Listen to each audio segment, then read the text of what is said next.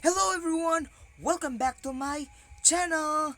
And of course, before we'll go to the discussion itself, don't forget to like and subscribe on my channel.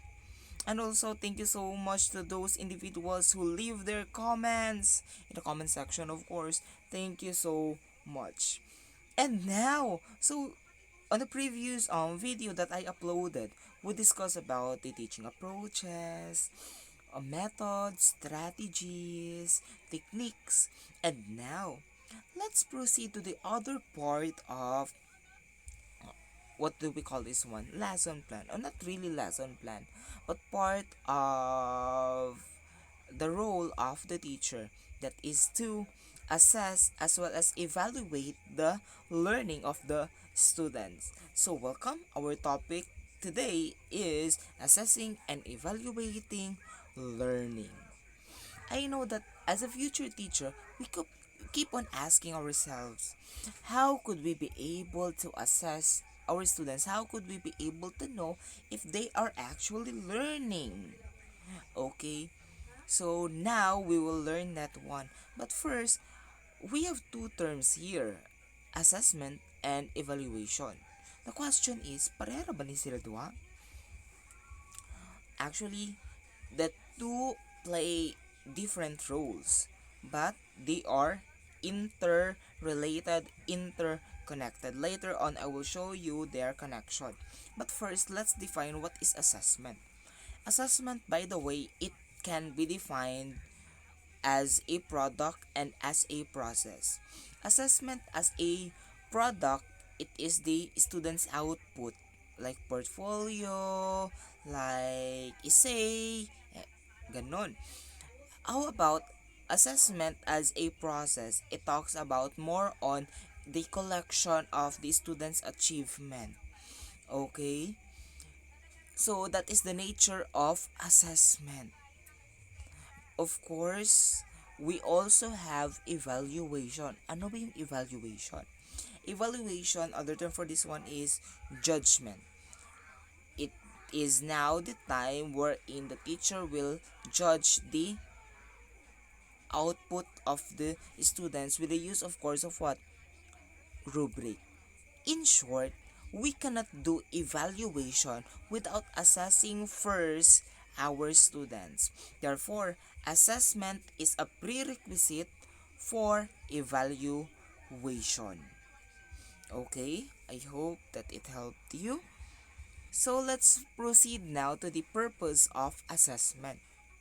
So we have here six purposes of assessment. First, to assess and improve student learning. With the use, of course, of assessment, the student could be able to what? Know if they are actually learning. So for example, you have this formative assessment or yung quiz. Therefore, the student could be able to track kung na ba siya natunan. For example, uy, namali siya aning a part. Therefore, the student will study on that certain part for the next time around, mag-quiz gihapon mo, therefore ma-improve pa niya iyang score. Next, to identify children's strength and weaknesses. So of course, with the use of assessment, the student could be able to know the strength and weaknesses of their learning. For example, your topic is all about cell. So, particularly in cell, the weakness of the student is what? Memorizing the different organelles of the cell. So therefore, na-determine yan nga weakness niya to. Therefore, he or she will what? Tutok that part. And of course, to assess the effectiveness of a particular instructional strategy, to assess and improve the effectiveness of curriculum programs. So of course, particularly assessment, it will really not only give information to the students or pupils, but also it will give information to the teacher if yung tinuturo niya ba appropriate ba, tama ba sa mga estudyante, natututunan ba ng mga estudyante. Because if it is not, therefore, there is a need to revise the curriculum. Another is to assess and improve teaching effectiveness.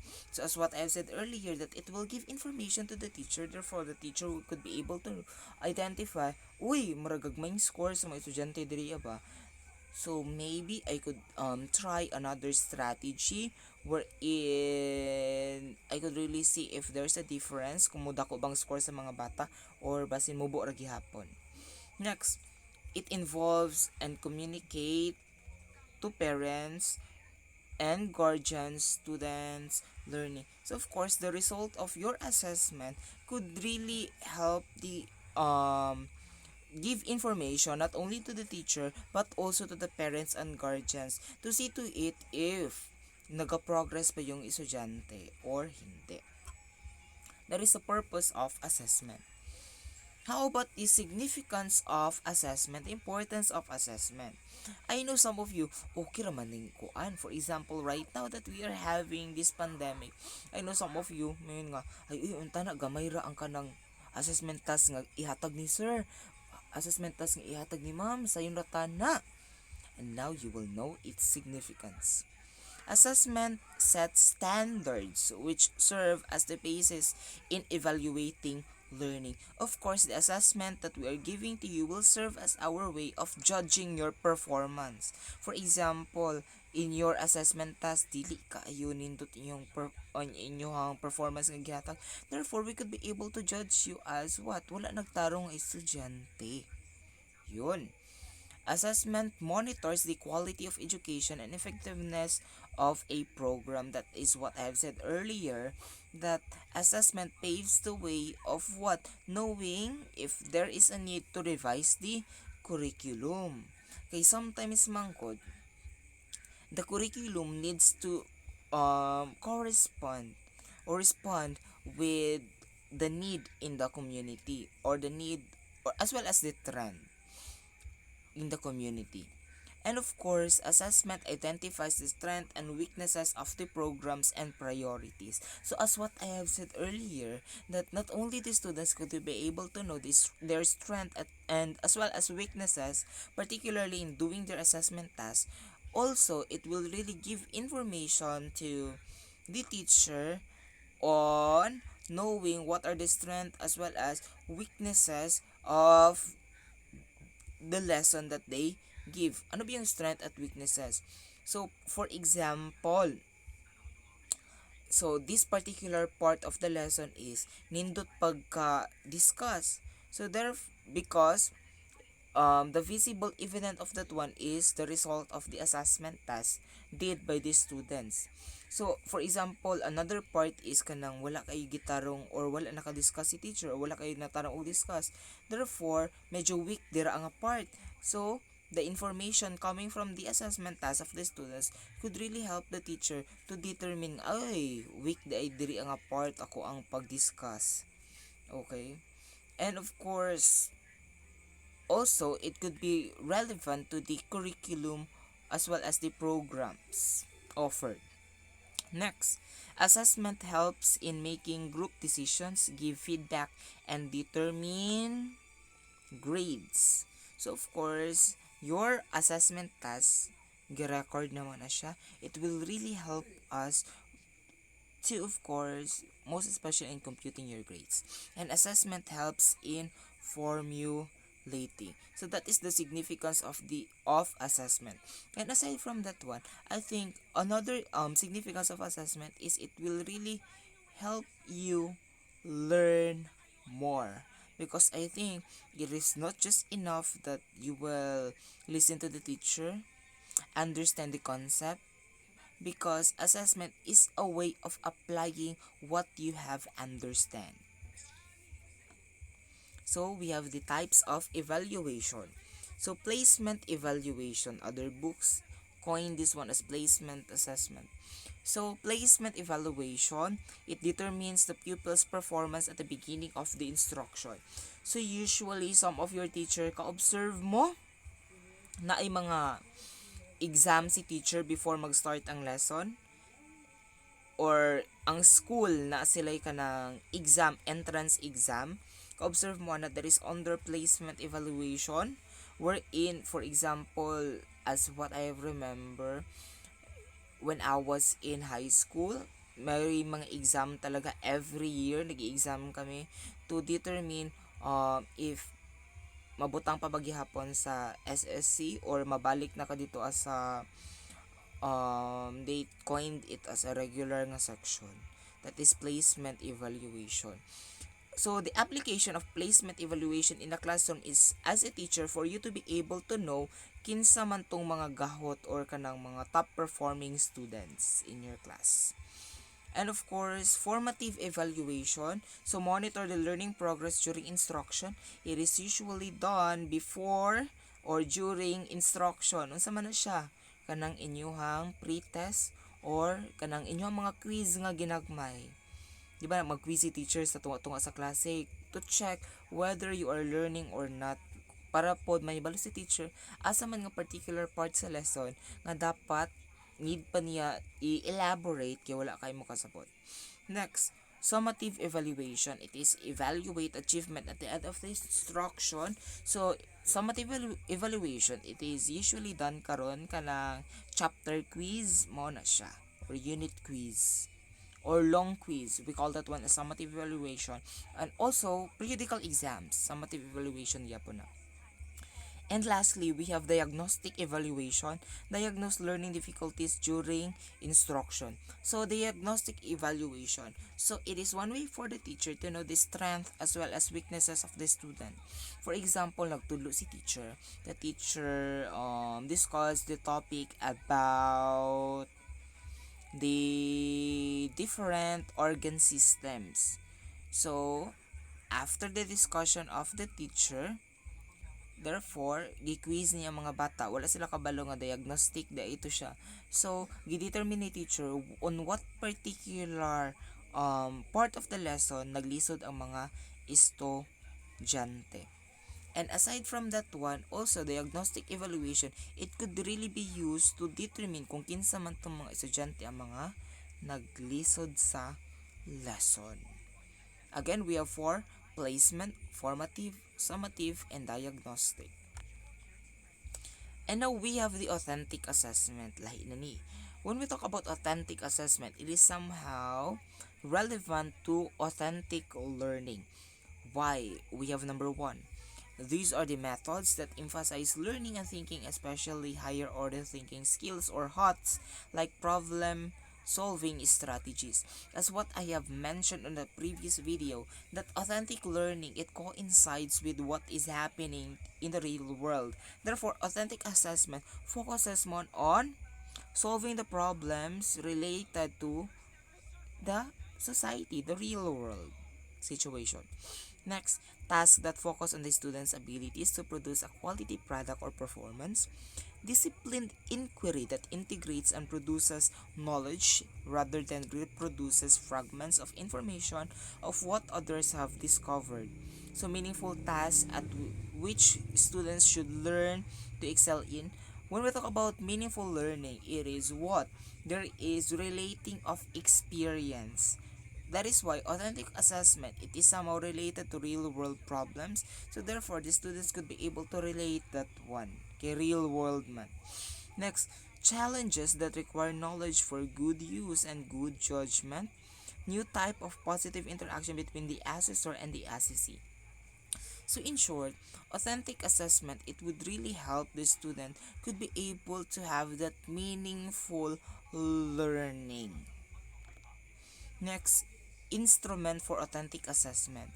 So we have two: performance assessment and portfolio assessment. So performance assessment, it is unlike paper and pencil test, where in paper and pencil mag-answer lang ka mga multiple choice, mga matching type, yun. But performance assessment, it differs from those as what I've from those things that I mentioned. Why? Because it requires students to demonstrate their level of competence or knowledge by creating a product or response. So for example, in science, instead of what do we call this one? Instead of just answering a multiple choice quiz about kinetic energy, therefore karon With the use of performance assessment, the student could be able to make use of what? Mag-perform sila. Of course, showing how the kinetic energy is done. And of course, portfolio assessment, it is a collection of the students' work that exhibits the students and other students' efforts, progress, or achievement in one or more areas. So, portfolio assessment, like for example, yung i-require kayo ng teacher nyo, okay, let's make a portfolio. So, in a clear book yan, kasagaran. Or even, under this one is yung scrapbook. So, actually, portfolio assessment, we have marami pang under nito. We have documented portfolio wherein each activity is ginabutang gyud nimo siya sa imong portfolio, therefore you will know your progress. And we also have showcase portfolio, panindotay na siya. So those are the way or the instrument that you could use for authentic assessment. You know what? In science learning or even in other subject, we are encouraging more for authentic assessment. Why? Because in this way, the student could really learn more. Why? Because they tend to, of course, engage themselves or be an active or have an active role in doing their different tasks as part of authentic assessment. So we have other assessment strategies that you could use. I know some of you keep on thinking, kung assessment quiz yun ni, multiple choice, matching type, hindi lang. You know what? Pwedeng rin natin gamitin ang mga ito. Storytelling. For example, in science, you could ask your students to storytell, most especially if your topic is relevant to nature or ecosystem. Pwede ring letter writing, advertisements, most especially on the part of you are talking about mga products. Nindot kayo na siya. You may also include reflections, di ba? Game playing. You know what? You could really use that game playing. Why? Because most especially in high school and in elementary, it is quite engaging on their part. Kapag more on play talaga yung assessment natin sa kanila. Pre-post testing, we also have model making, exploration, experiments. It is most applicable in science subject. Investigations, we also have conventions, conferences, and debates, diba? Napakaganda talaga ng debate, most especially if your topic is more on argument. It could really be used in your English subject. We also have application and teacher observations. So these are just few assessment strategies that you could be able to use in your classroom. Next. So those are the things that you need to remember when we talk about assessment. So you know what? In short, the significance of assessment is it is somehow if you will not have an assessment as part of your lesson, masasabi natin hindi kompleto yung learning ng mga estudyante. Yes, in short, assessment completes the holistic package of learning brought in your particular lesson. That is why we have a quotation here from John Cowan. He stated that assessment is the engine which drives the students' learning.